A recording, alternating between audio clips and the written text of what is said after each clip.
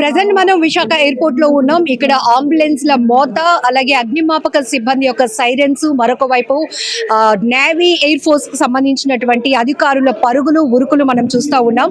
So ఏం జరిగింది అనేటటువంటి ఉత్కంఠ నెలకొంటుంది ఇక్కడ. సో ప్రెసెంట్ మనం చూస్తున్నాం, ప్రకృతి విపత్తులు సంభవించినప్పుడు, అంటే తుఫాన్లు, వరదలు లాంటి ప్రకృతి వైపరీత్యాలు సంభవించినప్పుడు ఎయిర్పోర్ట్ అథారిటీ అలాగే ఎన్డీఆర్ఎఫ్ బృందాలన్నీ కలిసి ఎట్లా అయితే రెస్క్యూ ఆపరేషన్స్ చేసి ప్యాసింజర్స్ ని ప్రొటెక్ట్ చేస్తారో, ఆ రెస్క్యూ ఆపరేషన్ అనేది ఎలా ఉంటుంది అనేది ప్రజలకు ఎవ్రీ ఇయర్ కూడా అవేర్నెస్ కల్పిస్తూ ఎయిర్పోర్ట్ అథారిటీ అలాగనే ఎన్డీఆర్ఎఫ్ బృందాలు ప్రకృతి విపత్తు నిర్వహణ సంస్థ సంయుక్త ఆధ్వర్యంలో ఈ డెమో అనేది ఎవ్రీ ఇయర్ చేస్తున్నారు. సో ఈసారి దీన్ని వెరీ స్ట్రాంగ్ గా ఎఫెక్టివ్ గా ప్రజలకు అవగాహన కల్పించాలనే ఉద్దేశంతో నిర్వహిస్తున్న డెమో మీరు చూస్తున్నారు.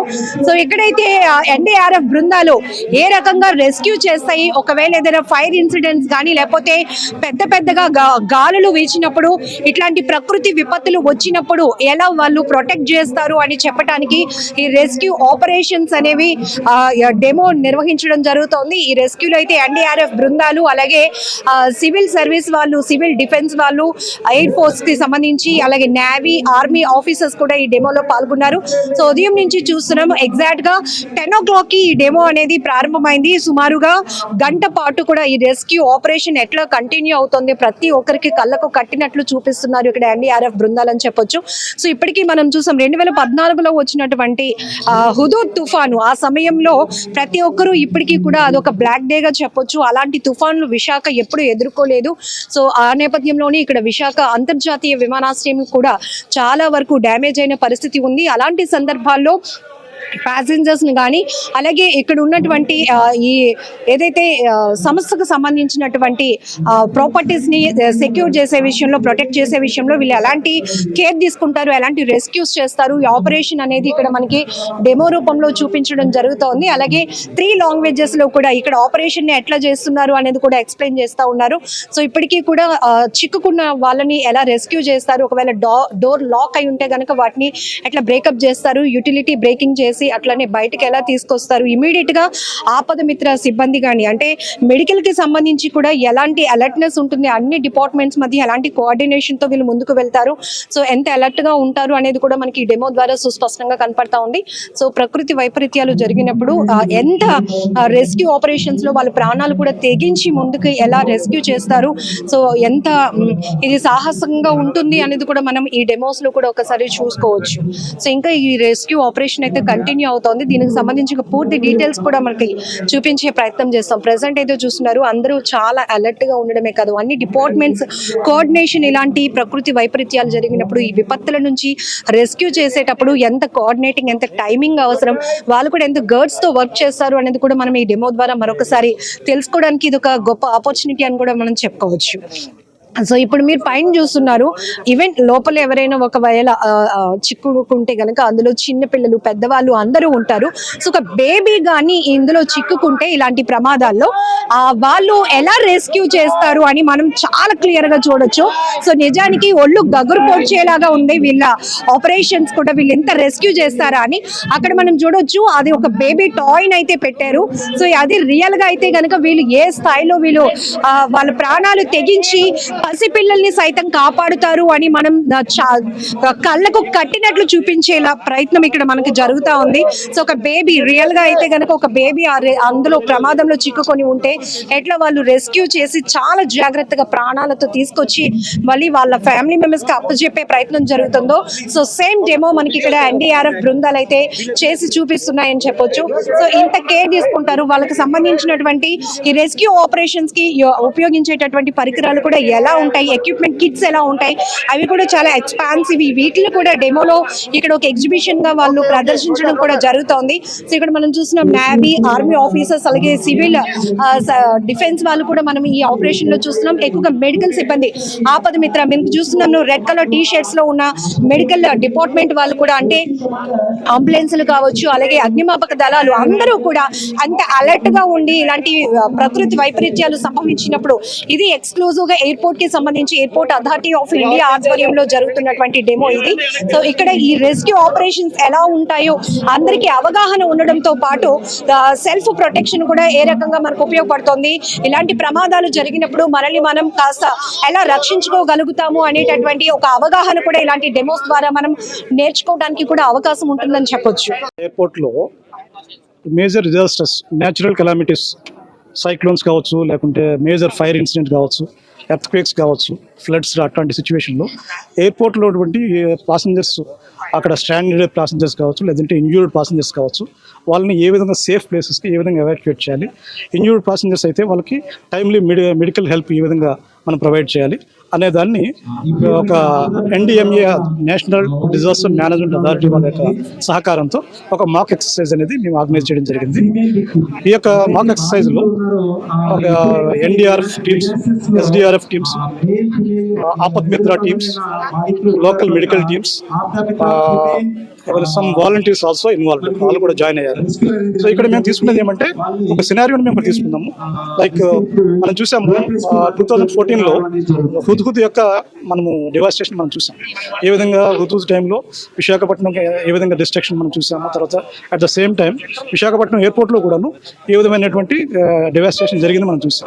ఆ సినారియోని తీసుకుని ఇప్పుడు అట్లాంటి సిచ్యువేషన్లో ఎయిర్పోర్ట్లో ఇరుక్కున్నటువంటి ప్యాసింజర్స్ కావచ్చు, లేదా ఇంజ్యూర్డ్ ప్యాసింజర్స్ కావచ్చు, వాళ్ళని టైమ్లీ ఏ విధంగా మనం ఎవాక్యుయేట్ చేయాలి, దీనికి ఎవరెవరు హెల్ప్ తీసుకోవాలి, ఏ ఏజెన్సీస్తో కోఆర్డినేట్ చేయాలి అనే దాన్ని చూపించడం కోసం అని చెప్పేసి ఏ యొక్క ఏజెన్సీ యొక్క రోల్ ఏంటి, ఏ ఏజెన్సీలు దేనికోసం వాళ్ళు యూజ్ అవుతారనేది అవన్నీ కూడాను ఇక్కడ మనము డెమో కింద చూపించడానికి, పబ్లిక్ చూపించడానికి మేము మాక్ ఎక్సర్సైజ్ అనేది చేయడం జరిగింది. ఆల్ ఏజెన్సీస్ నుంచి నియర్ అబౌట్ 200+ పార్టిసిపేట్ చేశారు. 200+.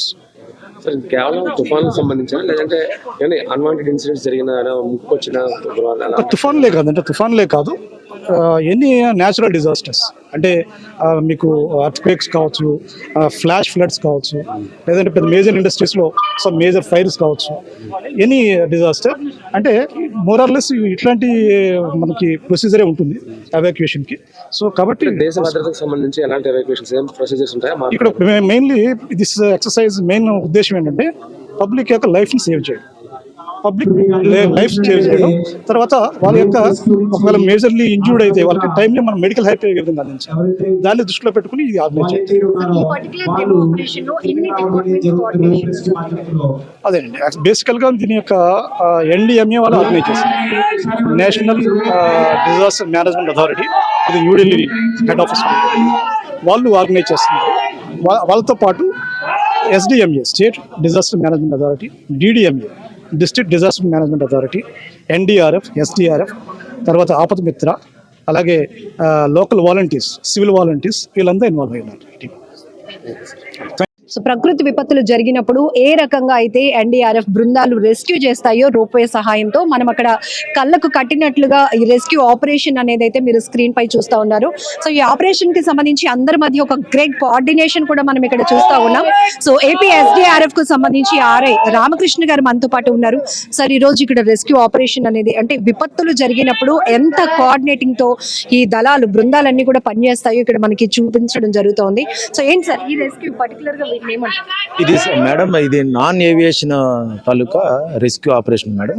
విపత్తు అంటే సైక్లోన్ వచ్చినప్పుడు లోపల ఉన్నటువంటి గాలుల ద్వారా ఎప్పుడైతే మన ఇన్ఫ్రాస్ట్రక్చర్ అంతా ఎగిరిపోయి బయట పడిపోతుందో, లోపల ఉన్నటువంటి విక్టిమ్స్ అంటే పాసెంజర్స్ కానీ ఎంప్లాయీస్ కానీ వాళ్ళంతా కూడాను ఏదైతే ఎగిరిపోయి ఉంటాయో అవన్నీ కూడా పైన పడడం వల్ల వీళ్ళకి సడన్గా తుఫాన్ రావడం వల్ల వాళ్ళంతా విక్టిమ్స్ అవుతారు. కాబట్టి చిన్న చిన్న గాయాలు గట్ట అవుతాయి. కాబట్టి వాళ్ళందరినీ కూడా సేఫ్ మెజర్ మీద వాళ్ళందరూ కూడా లోపల ఉన్నటువంటి విక్టిమ్స్కి మనం కాపాడడానికి ఏ విధంగా అయితే రియల్ సినారియోలో పార్టిసిపేట్ చేస్తామో అదే విధంగా దీన్ని మాక్ ఎక్సైజ్ ద్వారా మనం చేసి చూపించడం జరుగుతుందండి.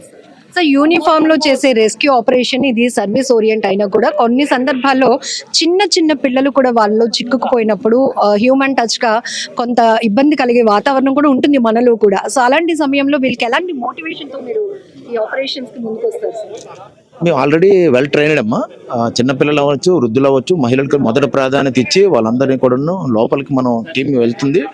మొదటగా చిన్నపిల్లలకైనా ప్రాధాన్యత ఇస్తాం. చిన్నపిల్లలనే మొదటగా మనం బయటకు తీసుకొస్తాం వాళ్ళందరినీ కూడా. ఒకవేళ పైన ఉన్నటువంటి విక్టిమ్స్ ఎవరైనా ఉండిపోయినట్లయితే వాళ్ళని ఈ రోప్ రెస్క్యూ ద్వారా చిన్నపిల్లలు ప్రాధాన్యత ఇచ్చి వాళ్ళని ఈ రోప్ ద్వారా మనకి వెల్ ట్రైన్డ్ ఎక్విప్మెంట్ ఉంది మన దగ్గర. ఆ ట్రైనింగ్లో మనకి ఏదైతే నేర్పారో అలాగే మేము ఫిజికల్గా కూడా బయట కూడా ఎక్కువ చేస్తుంటాం కాబట్టి దాని ద్వారా విక్టిమ్ని మనం బయటకు తీసుకొస్తాం. సో ఈ రోజు జరుగుతున్న ఈ డెమో ఆపరేషన్స్ లో ఏ టీమ్స్ అనేవి ఈ ఎన్డీఆర్ఎఫ్, ఎస్డిఆర్ఎఫ్ మేమైతే ఎస్డిఆర్ఎఫ్ అమ్మా, స్టేట్ డిజాస్టర్ రెస్క్యూ ఫోర్స్ వైజాగ్లో ఉన్నాం మేము. అదే ఎన్డీఆర్ఎఫ్ కానీ, ఎస్డిఆర్ఎఫ్ కానీ, ఆపద మిత్ర కానీ, 35 డిపార్ట్మెంట్స్ అంతా కలిపి స్టేక్ హోల్డర్స్ కలిపి ఎయిర్పోర్ట్ అథారిటీ వాళ్ళు కండక్ట్ చేసినటువంటి దీని ద్వారా non aviation means flight crashes గట్ట అయితే అది ఏవియేషన్ తాలూకా డిజాస్టర్. ఇది నాన్ ఏవియేషన్ ఓన్లీ తుఫాన్, వరదలు వచ్చినప్పుడు, సైక్లోన్ వచ్చినప్పుడు గాలులు ఎక్కువ వస్తున్నాయి కాబట్టి ఆ గాలుల ద్వారా పైకప్పులు ఎగిరిపోవడం, లోపల ఉన్నటువంటి ఇన్ఫ్రాస్ట్రక్చర్ అంతా డిస్టర్బ్ అవుతుంది కాబట్టి అప్పుడు డిస్టర్బ్ అయినప్పుడు ఎవరైతే ప్యాసింజర్స్ ఉంటారో లేకపోతే ఎంప్లాయీస్ ఉంటారో వర్కర్స్ ఉంటారో వాళ్ళందరూ కూడా ఇంజరీస్ జరుగుతున్నాయి, లోపల చిక్కుకుపోయి ఉంటారు, వాళ్ళందరినీ కూడా సేఫ్గా మనం బయటకు తీసుకొస్తాం. అంటే ఈ ఫోర్స్ యూజ్ చేసే ఎక్విప్మెంట్ కూడా ఈ రోజు ఎగ్జిబిట్ చేశారు అందరికి ఒక అవేర్నెస్ కోసం. సో దీంట్లో హై ఎక్స్పాన్సివ్ ఏంటి, ఎక్కువ శాతం ఈ రెస్క్యూలో ఉపయోగించేటటువంటి ఎక్కువ శాతం ఈ రోప్ రెస్క్యూ టిఆర్ అని అన్నమాట, రోప్ రెస్క్యూ ఎక్విప్మెంట్ ఉంటుంది. వాళ్ళ ద్వారా బయటకు తీసుకురావడం జరుగుతుంది. పైన ఉన్నటువంటి ఎవరైతే విక్టిమ్స్ ఉంటారో వాళ్ళకి లోపల చిక్కుకుపోయినటువంటి వాళ్ళందరినీ కూడా మన వాళ్ళు హోల్ పెట్టి ఆ హోల్ ద్వారా మనకు ఆర్ఆర్ షో ఉంటుంది. ఆర్ఆర్ షో ద్వారా పెద్ద హోల్ చేసి మనము వ్యక్తి ఎవరైతే ఈ కాపాడే వాళ్ళు ఉంటారో వాళ్ళు లోపలికి పోయి విక్టిమ్స్ తీసుకురావడానికి మన దగ్గర ఉన్నటువంటి ఎక్విప్మెంట్ ఏంటంటే స్ట్రక్చర్స్ ఉంటాయమ్మా, స్పైన్ బోర్డ్స్ ఉంటాయి, స్ట్రక్చర్స్ ఉంటాయి. ఆ స్ట్రక్చర్స్ ద్వారా వాళ్ళకి తీసుకెళ్ళి మనం ఆల్రెడీ మనతో పాటే డాక్టర్స్ కానీ ఎవరినొకటి మన already MFR medical first responder మన దగ్గర ఉంటారో వాళ్ళ ద్వారా తీసుకెళ్ళి వాళ్ళకి చిన్న ఫస్ట్ ఎయిడ్ అక్కడే చేసి అవసరమైతే బ్లీడింగ్ గట్ అయినట్లయితే అక్కడే కట్లు కట్టి వాళ్ళకి బయటకు తీసుకొచ్చి ఇక్కడ ఉన్నటువంటి బయట మనం కమాండ్ కంట్రోల్ ఏర్పాటు చేసుకుంటాం, మెడికల్ పోస్ట్ ఒకటి ఏర్పాటు చేసుకుంటాం. ఆ మెడికల్ పోస్ట్ దగ్గర డాక్టర్ గారు ఉంటారు, ఆల్రెడీ ఒక 2-3 డాక్టర్లు ఉంటారు. ఆ డాక్టర్ దగ్గర తీసుకొస్తాం. ఎందుకంటే డాక్టర్ గారు నిర్ణయించిన తర్వాత అతను అక్కడే హాస్పిటల్కి షిఫ్ట్ చేయాలా లేకపోతే ఇక్కడ పర్వాలేదా అనేది డాక్టర్ నిర్ణయిస్తారు. ఆ డాక్టర్ నిర్ణయించిన తర్వాత మనం ఇక్కడ మెడికల్ పోస్ట్ తీసుకొస్తే డాక్టర్ గారు నిర్ణయిస్తారు. ఆ డాక్టర్ గారు నిర్ణయించిన తర్వాత మనం వెంటనే అతన్ని అంబులెన్స్ ద్వారా దగ్గరలో ఉన్నటువంటి హాస్పిటల్కి జాయిన్ చేస్తాం. మన దగ్గర ఉన్న ఎక్విప్మెంట్ కెపాసిటీ అంటే ఏం చెప్తారు? హై రిస్క్ లో కూడా మీ ఆపరేషన్స్ ఉన్నాయమ్మా, ఎక్కువ హై రిస్క్ లో కూడా ఆపరేషన్స్ కొనసాగుతూ ఉంటాయి. హై రిస్క్ ఎక్విప్మెంట్ మన దగ్గర ఉంది. గవర్నమెంట్ ఆల్రెడీ మనకి చాలా ఎక్విప్మెంట్ ఇచ్చింది, ఇంకా ఇస్తూనే ఉంది. దీని మీద ట్రైనింగ్లు కూడా ఎక్కువ చేస్తూ ఉన్నాం. ఎన్డీఆర్ఎఫ్ మెయిన్గా ఎన్డీఆర్ఎఫ్ బాగా ట్రైన్డ్ ఉన్నాం. దాంతోపాటు ప్యారలల్గా ఎస్డీఆర్ఎఫ్ నేషనల్లో ఎన్డీఆర్ఎఫ్ ఉంది కాబట్టి స్టేట్లో ఎస్డీఆర్ఎఫ్ ఉండాలనే ఉద్దేశంతో గవర్నమెంట్ కూడా మాకు కూడా ప్రాధాన్యత ఇచ్చి ఎస్డీఆర్ఎఫ్ వెల్ ట్రైనింగ్ చేసుకుని మేము కూడా అన్ని ఆపరేషన్స్ చేయడానికి సిద్ధంగా ఉన్నాం, చేస్తూ ఉన్నాం కూడా. సో ఇలాంటి మనం చూస్తాం ప్రకృతి విపత్తులు, తుఫాన్లు కానీ వరదలు ఇలాంటివి వచ్చినప్పుడు ఏ రకంగా నేషనల్ లెవెల్లో అయితే ఎన్డీఆర్ఎఫ్ బృందాలు అలాగే రాష్ట్రంలో ఏపీ ఎస్డీఆర్ఎఫ్ బృందాలు కూడా ఎప్పుడు సంసిద్ధంగా ఉన్న పరిస్థితులు ఉన్నాయి. ఎందుకంటే ఇప్పటి వరకు మనం గతంలో చూసినటువంటి విపత్తుల దృష్ట్యా ఆ అనుభవాలను కూడా బేర్ చేసుకొని ఏపీ గవర్నమెంట్ కూడా ఏపీ ఎస్డీఆర్ఎఫ్ ఫోర్స్ కూడా అంతే ఆ స్థాయిలో కూడా ముందుకు తీసుకువెళ్తోంది. కావాల్సినటువంటి ఎక్విప్మెంట్స్ కూడా ఉన్నాయి. ఇప్పటికీ చాలా సందర్భాల్లో హై రిస్కులు చేసి ప్రజల ప్రాణాలు ప్రొటెక్ట్ చేసినటువంటి పరిస్థితులు కూడా ఉన్నాయి. ఈ రోజు ఎయిర్పోర్ట్ అథారిటీ ఆఫ్ ఇండియాలో మనం ఏదైతే ఎయిర్పోర్ట్ లో చూసినటువంటి రెస్క్యూ ఆపరేషన్స్ లో ఎన్డీఆర్ఎఫ్, ఏపీ ఎస్డీఆర్ఎఫ్ బృందాలు అలాగే మొత్తం అన్ని శాఖల అధికారులకు సంబంధించిన కోఆర్డినేషన్ తో ఎలా రెస్క్యూ ఆపరేషన్ కంటిన్యూ చేస్తారు, కొనసాగిస్తారు, ప్రజల ప్రాణాలు ఎలా వీళ్ళ ప్రాణాలు పనంగా పెట్టి ప్రజల ప్రాణాలు ఎలా రక్షిస్తారు అనేది మనం ఈ డెమోలో చాలా క్లియర్ గా చూస్తున్నాం. ఏంటంటే in case of disaster, larger disasters, civilian management, defence management ఇంకా ఎయిర్పోర్ట్ అథారిటీ ముగ్గురు కలిసి యునానిమస్లీ ఎలా వర్క్ చేస్తారు అనేది we are doing this practice exercises called mock exercise. And నిన్నటి నుంచి we are table top exercise and today is the mock exercise. ఇది we కూడా సీన్ యూ కూడా దిస్ పేషెంట్ ఎలా రిసీవ్ చేసుకున్నాం, crash team, fire rescue team ఎలా రిసీవ్ చేసుకున్నాం, మేము అసెస్ చేస్తాం అనమాట what category is the patient belonging to, whether he has to be shifted to ICU or a normal hospital or can be treated here. ఈ 3 phases లో మేము divide చేసి మనుషుల్ని అలా డిస్ట్రిబ్యూట్ చేస్తాం. Here is a medical team. I can introduce you. firefighting team and rescue team nalla. He's a medical assistant and ee team anta supporting team anamata to help in shifting the patients, stretcher party antamu ma language lo. So this is inka maadi entante we are supporting the airport authority and also the civil defense hospital. ఇక్కడ main గా వాళ్ళే చేస్తున్నారు. we are the supporting authority where we can supply provide with an ambulance and a firefighting team. ఇది అండి మా main work. మేము ఎక్కువ శాతం పానిక్ అవుతూ ఉంటారు కదా, ఆ టైంలో Yes, sir. ఎట్లాంటి మీరు మోటివేషన్ కానీ ఎలా ఉంటుంది? ఎస్ పానిక్ అవ్వకుండా ఉండడానికి first actually this is a very very normal response. అందరూ పానిక్ అవుతారు. So we will try and assure them not to get panicked. See, we are here for you. This is what our Navy is doing this since generations and since Navy is there. We assure you that things will be safe in our hands. మా తరపు నుంచి మేము ఎంత కుదిరితే అంత మేము చేసి పెడతామండి. So I assure you and entire the team, whoever is here, we will take care of it.